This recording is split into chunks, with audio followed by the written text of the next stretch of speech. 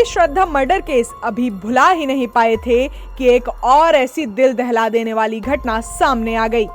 पांडव नगर का यह मामला महरौली के श्रद्धा वॉलकर हत्याकांड से काफी मिलता जुलता है। दोनों की टाइमलाइन लगभग एक जैसी है। श्रद्धा और अंजन दोनों का मर्डर मई में हुआ। दोनों मामलों में लाश के टुकड़े घर में ही किए गए और फिर उन्हें फ्रिज में रखा गया। ये बात करीब 6 महीने पहले की होगी। दिल्ली के पांडव नगर इलाके से पुलिस को एक बैग में लाश के टुकड़े मिले।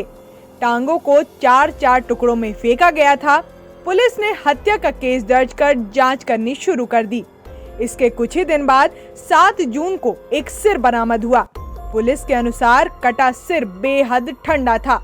ऐसा लग रहा था कि कुछ देर पहले ही फ्रीजर से निकालकर बाहर फेंका गया हो। उसके अगले दिन ही हाथ का एक टुकड़ा मिला। इस तरह से लगातार एक के बाद एक लाश के टुकड़े बरामद होने से सनसनी फैल गई। पुलिस ने आसपास की सीसीटीवी फुटेज चेक करनी शुरू की तो एक महिला और एक युवक बैग लाते नजर आए। हालांकि अंधेरा होने की वजह से पहचान नहीं हो पाई।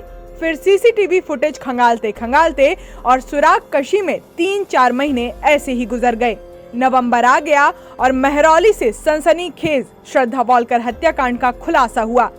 ऐसी आशंका जताई गई कि शायद ये श्रद्धा की लाश के टुकड़े हों, लेकिन फिर जांच में साफ हुआ कि यह लाश किसी पुरुष की है।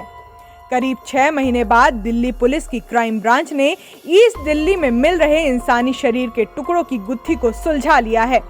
क्राइम ब्रांच ने एक महिला और उसके बेटे को अरेस्ट किया है। मां का नाम पूनम और बेटे का नाम दीपक है।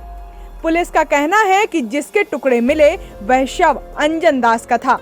पूनम अंजन की पत्नी है और दीपक मृतक का सौतेला बेटा। पुलिस की तफ्तीश बताती है कि अंजन दास के कई महिलाओं से अवैध संबंध थे। घर में हो रही अक्सर लड़ाइयों की वजह से बेटे और मां उससे तंग आ गए थे।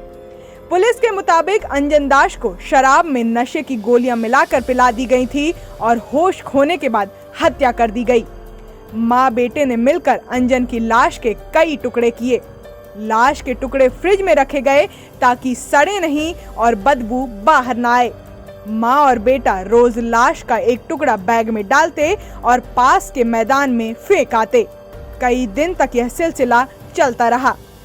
पुलिस के पास केस वर्कआउट करने को ज्यादा सुराग नहीं थे और सीसीटीवी फुटेज में चेहरे साफ नहीं थे, लेकिन पुलिस द्वारा आसपास के दर्जनों कैमरों की फुटेज खंगाली गई तो एक पैटर्न उभरा।